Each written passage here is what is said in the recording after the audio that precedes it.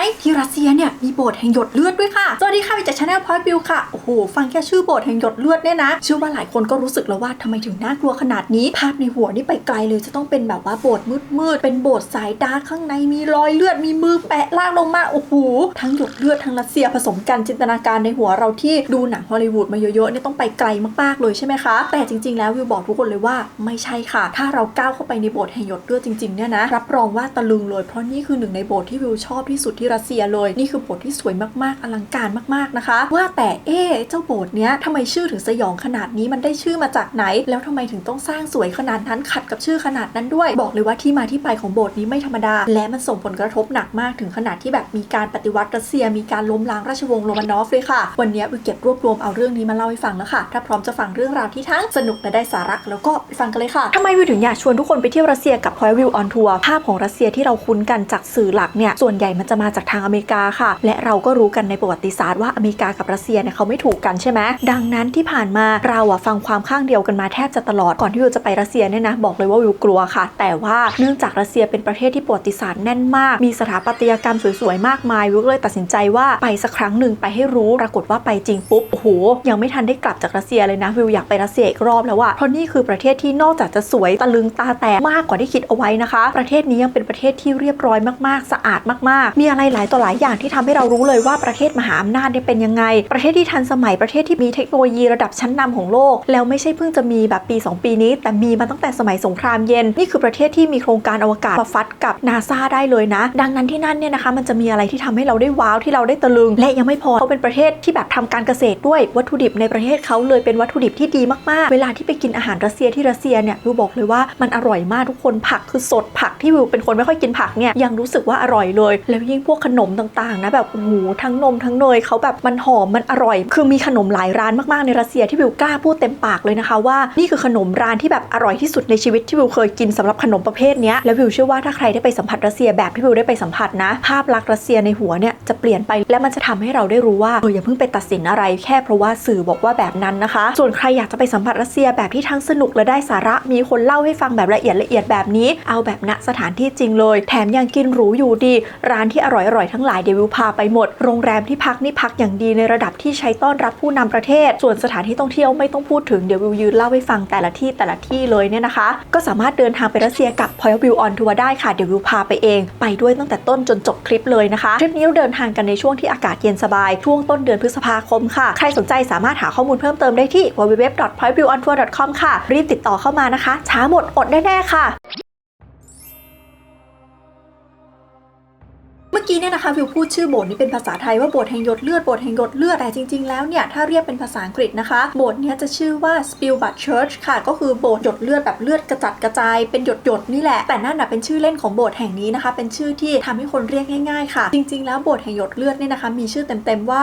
Church of the Savior on Blood หรือว่าโบสถ์แห่งพระผู้ช่วยให้รอดบนหยดเลือดตัวโบสถ์เนี่ยนะคะตั้งอยู่ที่เมืองเซนต์ปีเตอร์เบิร์กซึ่งเป็นอดีตเมืองหลวงของรัสเซียค่ะโบสถ์เนี่ยสร้างมาในช่วงประมาณปี1883นะคะและถ้าเราดูหน้าตาของโบสถ์เราจะเห็นว่าหน้าตามันสวยมากดูเป็นรัสเซียคลาสสิกมากๆใช่ไหมหน้าตาคล้ายๆโบสถ์หัวหอมหรือว่ามหาวิหารเซนต์แบซิลแห่งมอสโกที่เป็นสัญลักษณ์ของฝั่งมอสโกเวลาเรานึกถึงมอสโกนึกถึงรัสเซียเราต้องนึกถึงภาพนั้นเลยใช่ไหมแต่จริงๆแล้วถ้าไปดูระยะเวลาที่สร้างเนี่ยนะคะปี1800กว่าเนี่ยห่างจากช่วงเวลาที่สร้างโบสถ์หัวหอมเนี่ยหลายร้อยปีมากๆค่ะเรียกได้ว่าคนที่สร้างเนี่ยแทบจะเป็นคนละราชวงศ์กันเลยนะคะและที่สำคัญถ้าเราไปดูช่วงเวลาประวัติศาสตร์ศิลปะของรัสเซียเนี่ยเราจะรู้เลยว่าในช่วงเวลาที่เขาสร้างโบสถ์แห่งหยดเลือดเนี่ยนะศิลปะสไตล์เนี่ยเขาไม่ฮิตกันแล้วค่ะทุกคนเพราะว่าจริงๆแล้วรัสเซียสมัยโบราณเขาก็มีศิลปะของเขาหน้าตาแบบนี้แหละแต่พอตอนช่วงที่รัสเซียเนี่ยย้ายเมืองหลวงจากมอสโกเดิมเนี่ยนะคะมาอยู่ที่เซนต์ปีเตอร์เบิร์กเนี่ยตอนที่พระเจ้าซาร์ย้ายเมืองหลวงมาเขามีความคิดว่าเขาอยากจะมีความเป็นยุโรปมากขึ้นไม่อยากเป็นรัสเซียไม่อยากเป็นชนเผ่าไม่อยากดูเอเชียขนาดนั้นดังนั้นเนี่ยนะคะศิลปะของที่เซนต์ปีเตอร์เบิร์กเนี่ยส่วนใหญ่เขาก็จะเป็นศิลปะสไตล์แบบทางยุโรปจ้างช่างจากอิตาลีมาทำศิลปะก็จะเป็นแนวบาโรกเป็นแนวนีโอคลาสสิกแล้วเขาก็สร้างสไตล์นั้นกันมาหลายต่อหลายรุ่นของพระเจ้าซาร์ค่ะจนกระทั่งมาถึงสมัยที่มีการสร้างโบสถ์หยดเลือดขึ้นมาเนี่ยปรากฏว่าพระเจ้าซาร์เกิดมีไอเดียขึ้นมาว่า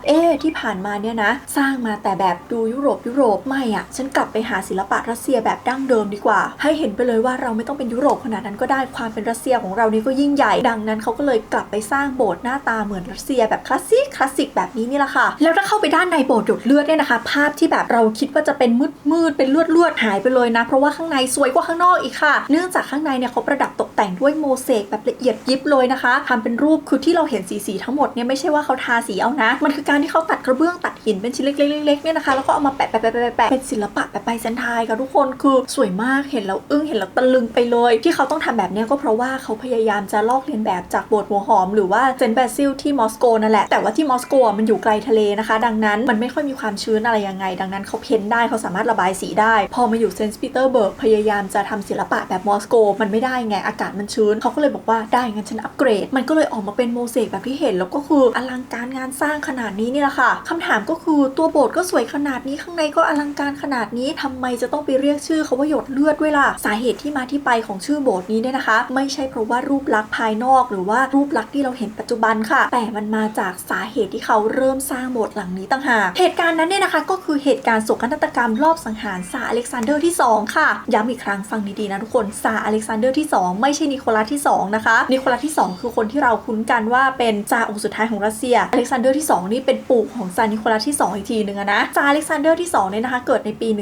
1818ค่ะเป็นลูกชายคนโตของซาร์นิโคลัสที่1ทีนี้ตั้งแต่เด็กก็สไตล์ลูกคนโตแล้วก็เป็นลูกกษัตริย์ด้วยซึ่งแน่นอนว่าเป็นราชทายาทพ่อก็จะเข้มงวดมากๆมาตั้งแต่เด็กใช่ไหมคะก็จัดให้เรียนทางการทหารแบบเข้มข้นไปเลยเพราะว่ายุคนั้นจักรวรรดิรัสเซียคือยิ่งใหญ่เขาต้องมีการรบการอะไรอยู่นะส่วนฝั่งแม่นี่นะคะก็จัดให้บอกว่าไปเรียนด้านกวีด้านอะไรจะได้ส่งเสริมด้านจริยธรรมคุณธรรมคือบูต้องได้บุญก็ต้องได้ด้วยทีนี้แปลว่าพื้นฐานของซาร์อเล็กซานเดอร์ที่2เนี่ยโดนเติมมาจากทั้งสองฝั่งไงพอได้คุยกับกวีได้ดูผลงานการเขียนนู่นนี่นั่นก็เลยเป็นกษัตริย์ที่ต่อให้รบเก่งก็ยังมีความเห็นใจประชาชนนะคะมีความแบบรับฟังเสียงของประชาชนทั้งที่ยุคนั้นคือยุคจักรวรรดิรัสเซียแอบสูตโมนาคีเป็นสมบูรณาญาสิทธิราชย์ที่สุดที่เป็นได้ทีนี้พอซาร์นิโคลัสที่1สิ้นพระชนม์ซาร์อเล็กซานเดอร์ที่2ก็ขึ้นครองราชย์ต่อค่ะพอดีว่าจังหวะที่ซาร์อเล็กซานเดอร์ที่2ขึ้นครองราชย์นะคะตอนนั้นรัสเซียเนี่ยกำลังอยู่ในสงครามหนึ่งชื่อว่าสงครามไครเมียเราจำชื่อไครเมียกันได้ดีจากข้อพิพาทระหว่างรัสเซียกับยูเครนทุกวันนี้นะมันเป็นจุดยุทธศาสตร์สำคัญเป็นจุดที่รัสเซียไม่อยากจะปล่อยอยู่แล้วตั้งแต่อดีตจนถึงปัจจุบันสมัยนั้นก็เหมือนสมัยนี้ค่ะไครเมียเนี่ยเป็นจุดยุทธศาสตร์ที่ใครๆก็อยากได้เพราะว่ามันเป็นจุดที่แบบสามารถคุมยุทธศาสตร์ทางทะเลได้นะเพราะว่ามันยื่นเข้าไปในทะเลนะคะ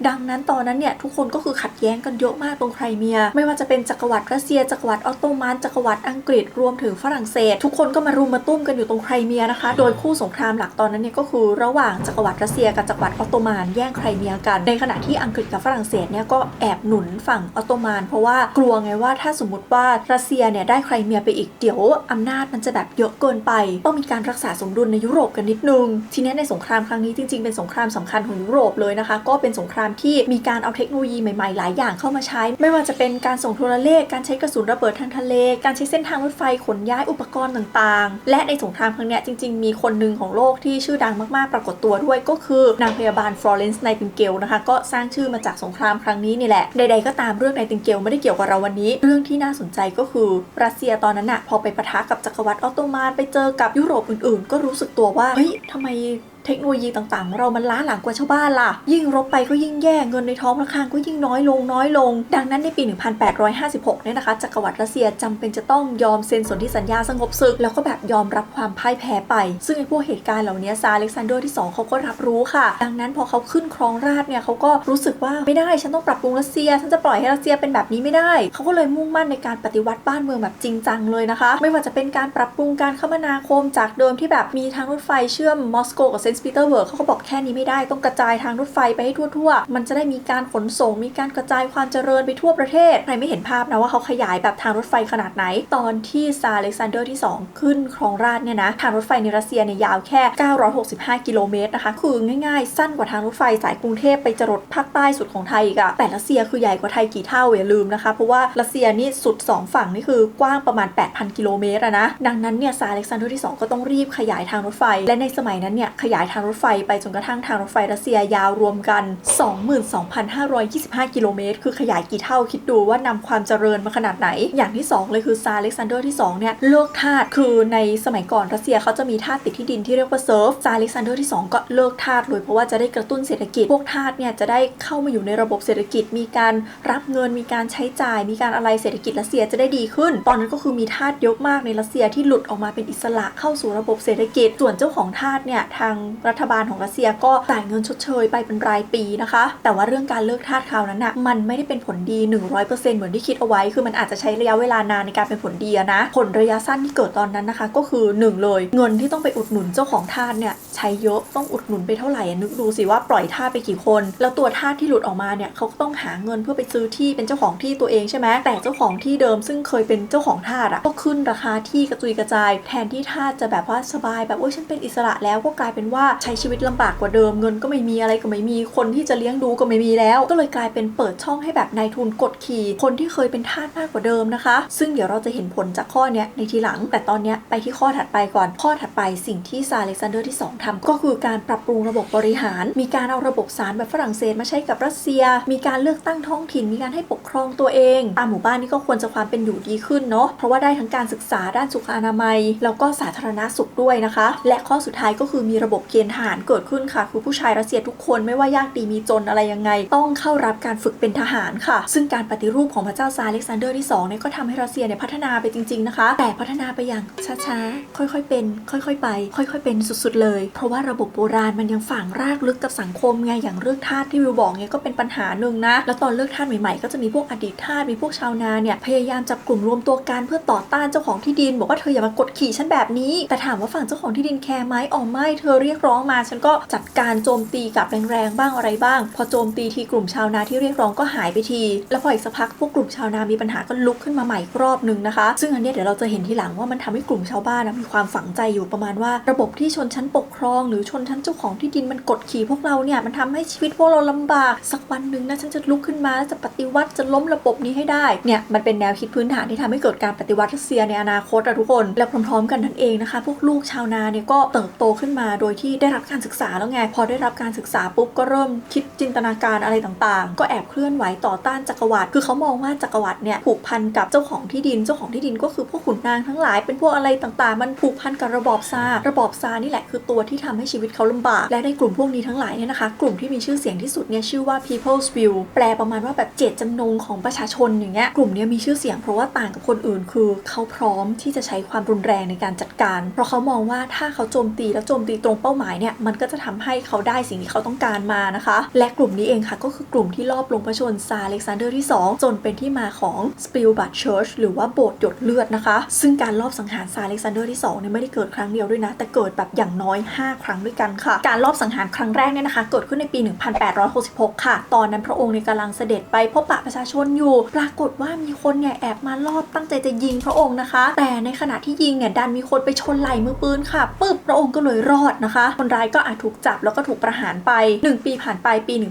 1867พระองค์เนี่ยเสด็จไปที่ฝรั่งเศสก็ไปโดนลอบสังหารครั้งที่2ค่ะมีคนตั้งใจจะยิงพระองค์อีกครั้งหนึ่งแต่ว่าปืนมีปัญหานะคะพระองค์ก็รอดอีกรอบแล้วก็ข้ามไปหลายปีเลยปี1879ครั้งเนี้ยมือปืนบุกเข้าไปในวังเลยนะคะตั้งใจจะไปยิงพระองค์ในวังยิงไป5นัดปรากฏว่าพระองค์หนีได้คนร้ายก็ถูกจับแล้วก็ไปแขวนคอถัดไปครั้งที่4ปีเดียวกันเลยค่ะพระเจ้าอเล็กซานเดอร์ที่2นั่งรถไฟไปมีคนตั้งใจจะวางระเบิดรถไฟปรากฏว่าวางผิดขบวนพระองค์รอดอีกรอบหนึ่งนะคะข้ามไปปี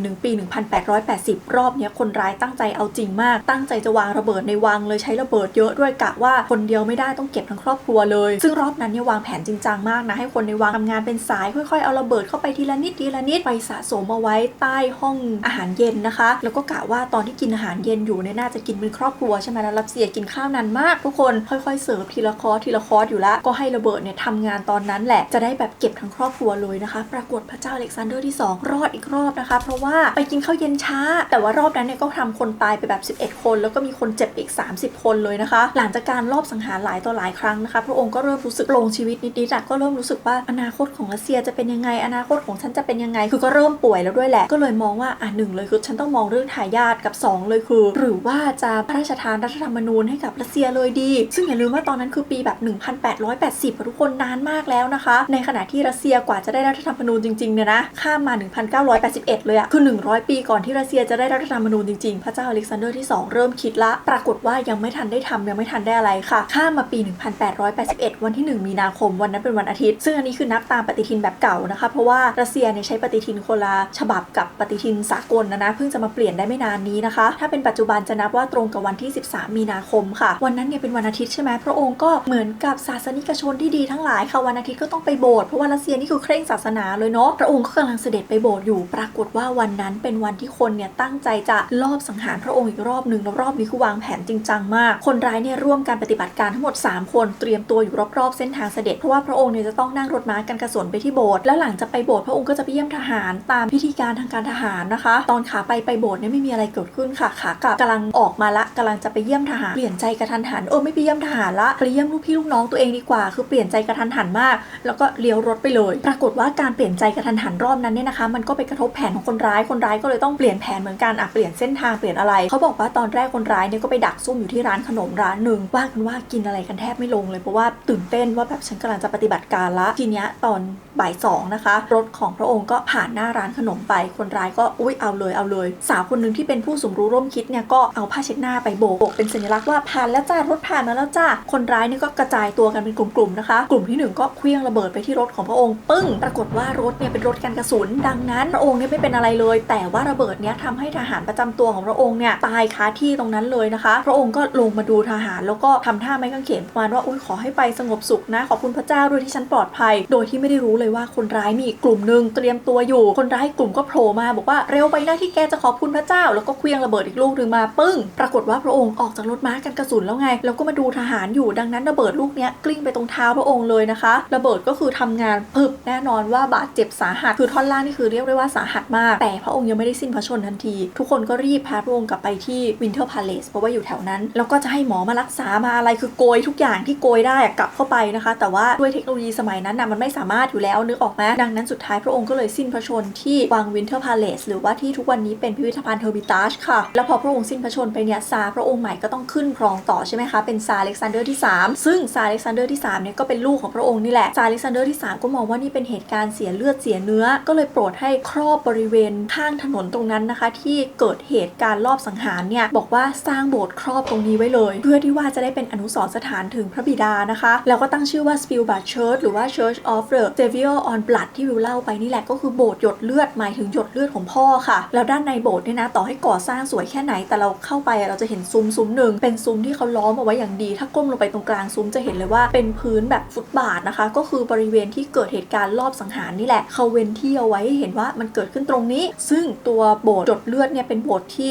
เนื่องจากสวยงามมากเราต้องการจะสร้างให้ยิ่งใหญ่มากให้พ่อดังนั้นใช้เวลาก่อสร้างนานมากค่ะในสมัยของพระองค์เนี่ยไม่เสร็จนะคะมาเสร็จในอีกสมัยหนึ่งก็คือสมัยของพระเจ้าซาร์นิโคลัสที่2ซึ่งเป็นซาร์องค์สุดท้ายของรัสเซียนี่แหละประเด็นก็คือตัวโบสถ์สวยก็สวยไปแต่จากเหตุการณ์การลอบสังหารซาร์อเล็กซานเดอร์ที่2เนี่ยนะมันส่งผลกระทบต่ออนาคตรัสเซียมากๆเลยเพราะว่าซาร์อเล็กซานเดอร์ที่3เนี่ยเห็นเหตุการณ์นี้กับตาตัวเองเราก็เห็นว่าพ่อโดนอะไรแล้วก็รู้สึกว่าทำไมพ่อใจดีกับประชาชนขนาดนี้พ่อแบบจะให้รัฐธรรมนูญพ่อให้เสรีภาพกับคนพ่อให้การศึกษาพ่อให้นู่นพ่อให้นี่แล้วมันทำให้คนมาคิดแบบนี้หรอดังนั้นพระองค์ก็เลยปราบปรามคนครั้งใหญ่ในรัสเซียเลยประมาณว่าไม่ต้องมีเสรีภาพกันแล้วไม่ต้องคิดอะไรกันละพระองค์ก็เลยจัดตั้งหน่วยตำรวจลับของรัสเซียนะคะแล้วกวาดล้างพวกที่แบบต่อต้านแบบหนักหน่วงเลยสั่งจับกลุ่มปฏิวัติสั่งประหารชีวิตใครที่เกี่ยวข้องกับเหตุการณ์ลอบสังหารไปหาตัวมาแล้วเรื่องการปกครองนี่นะพระเจ้าซาร์อเล็กซานเดอร์ที่2เตรียมจะมอบรัฐธรรมนูญใช่ไหมนี่แหละเหตุการณ์ที่ทำให้คนคิดไม่ดีอะไรไม่ดียกเลิกไม่ต้องให้ละแล้วก็หันมาปกครองเผด็จการหนักขึ้นหลายเท่าเลยนะคะพูดได้ว่าปกครองแบบกลับกับพ่อเลยพ่อนี่เสรีนู่นนี่นั่นฝั่งนี้แบบไม่อันนี้ก็ไม่อันนั้นก็ไ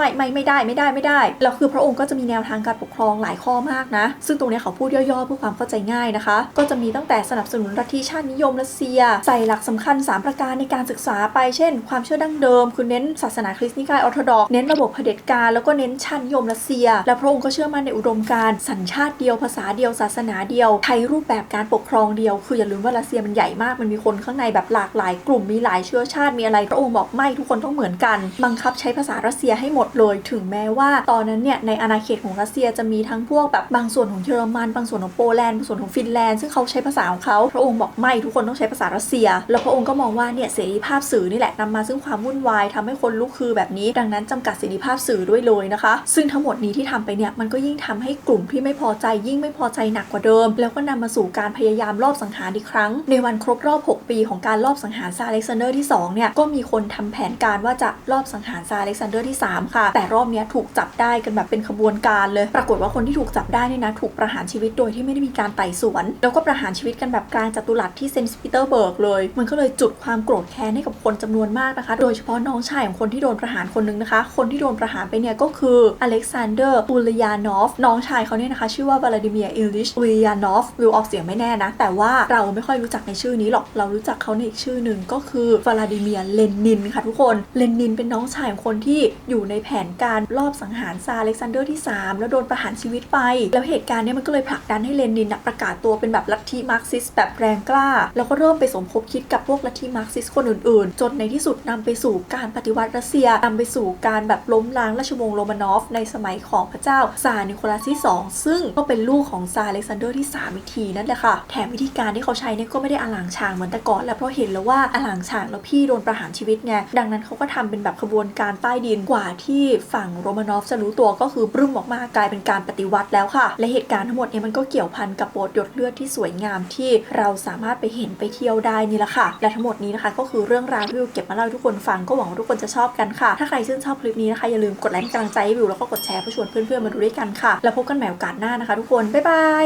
สวัสดีค่ะจริงๆต้องบอกว่าโบสถ์หยดเลือดเนี่ยนะนอกจากจะเกี่ยวข้องกับการปฏิวัติเกี่ยวข้องกับอะไรแล้วเนี่ยมันยังมีเรื่องมหัศจรรย์หลายต่อหลายเรื่องเกิดขึ้นที่นี่นะคะไม่ว่าจะเป็นในด้านดีหรือในด้านหลอนนะคือในด้านดีเนี่ยก็มีความเชื่อแบบพระเยซูที่นี่สามารถแบบต้านทานระเบิดได้อะไรได้ในช่วงสงครามโลกครั้งที่2ด้วยซึ่งเดี๋ยววิวเก็บไปเล่าเป็นคลิปเต็มๆอีกคลิปดีกว่าเพราะว่าอันนี้เรื่องยาวนะคะแต่นอกจากนี้มันก็มีเรื่องหลอนที่นี่ด้วยว่าไอ้เจ้าสาวที่เป็นคนโบกผ้าเช็ดหน้าให้สัญญาณที่ให้สังหารซาร์อเล็กซานเดอร์ที่2ผู้หญิงคนนี้เขาชื่อว่าโซเฟียเฟโรฟสกายาประมาณนี้นะเขาว่ากันว่านางเนี่ยก็ถูกจับประหารชีวิตไปนะคะเพราะว่าเป็นหนึ่งในผู้ร่วมรอบสังหารซาร์อเล็กซานเดอร์ที่2ใช่ปะว่ากันว่าวิญญาณของสาวคนนี้ก็ยังวนเวียนอยู่ในโบสถ์หยดเลือดนะคะใครไปดึกๆอาจจะเจอนางแบบโบกผ้าเช็ดหน้าสีขาวๆอยู่แถวนั้นค่ะเพราะว่าก็ยังหลอนอยู่ตรงนั้นอยู่นะส่วนใครอยากไปเห็นโบสถ์หยดเลือดด้วยตาตัวเองเนี่ยวิวสัญญาว่าไปจริงเนี่ยไม่ได้รู้สึกหลอนไม่ได้รู้สึกอะไรเลยนะรู้สึกสวยมากกว่ารู้สึกถ่ายรูปยับนะคะก็สามารถไปกับ Point View on Tour ได้นะคะเชียร์มากๆทุกคนมันสวยมันควรเห็นด้วยตาตัวเองค่ะและบอกเลยว่าประวัติศาสตร์รัสเซียสนุกกว่าที่เราคิดเยอะมากดูสิแค่โบสถ์เดียวเล่าลากไปถึงปฏิวัติรัสเซียได้เลยถ้าไปรัสเซียกับวิวหลายๆวันจะได้ฟังเรื่องอะไรบ้างและที่สำคัญจะได้กินอะไรบ้างนะคะอย่าลืมรีบติดต่อเข้ามานะคะทุกคนวันนี้ลาไปก่อนแล้วกันค่ะบ๊ายบายสวัสดีค่ะ